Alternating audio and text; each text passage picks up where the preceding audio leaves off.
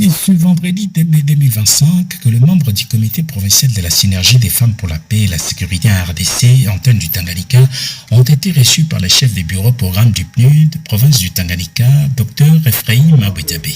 La rencontre visait d'abord à présenter la synergie ainsi que les objectifs qui lui sont assignés, ensuite déposer officiellement les plans provinciaux alignés sur les plans nationaux.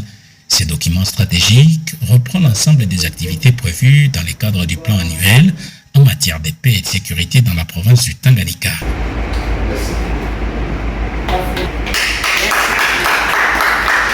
Initialement prévue pour une durée de 30 minutes, la rencontre s'est étendue à plus de 2 heures d'échange, de suggestions et de recommandations. Les discussions ont porté notamment sur les mécanismes de suivi et de contrôle citoyen liés aux interventions de développement et de paix, avec un accent particulier mis sur l'épanouissement des femmes issues de la société civile du Tanganyika. Nous sommes venus voir le chef de bureau du PNUD Tanganyika pour présenter d'abord notre synergie et les objectifs qui nous est assignés et puis déposer notre plan provincial adapté à celui des nationales.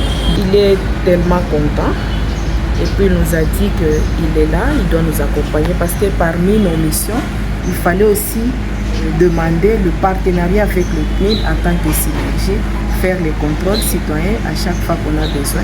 Et nul ignore que nous sommes la structure de la société civile, nous devons nous impliquer dans ce que le PNUD fait dans la province d'Afrique. Et nous sommes tellement contentes parce que c'était le comité qui est venu voir le chef de bureau.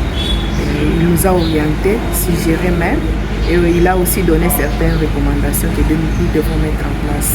Ces représentantes des associations féminines ont à cette occasion exprimé leur souhait de bénéficier des formations sur les rôles et les missions de la société civile afin de mieux clarifier leurs objectifs et éviter toute confusion dans leur démarche. De son côté, Dr Ephraim Maboudiabé a salué l'initiative ainsi que la qualité et la pertinence des échanges. Au nom de sa hiérarchie, il s'est montré favorable à un accompagnement à travers le renforcement des capacités des structures de la société civile, des plateformes des femmes et des jeunes dans une approche inclusive visant à ne laisser personne de côté. Elle vient ce matin non pour nous demander des ressources, mais pour demander à être renforcée en capacité pour pouvoir assurer ce contrôle citoyen, mais aussi pour pouvoir suivre les différentes interventions en matière de paix et de développement à l'intérieur, au fin fond de la province. Pour nous, ça c'est très important, surtout pour le PNUD qui veut travailler de façon à ne laisser personne de côté. Donc, déjà, le représentant résident du PNUD était vraiment favorable à qu'on cherche à voir dans quelle mesure il faut continuer à renforcer les capacités des structures de la société civile, notamment les plateformes des femmes, comme celle qu'on vient de recevoir ce matin, une plateforme qui a à son actif au moins 30 associations reconnues par la province en matière de paix et de développement. Donc c'est très important de voir comment nous pouvons...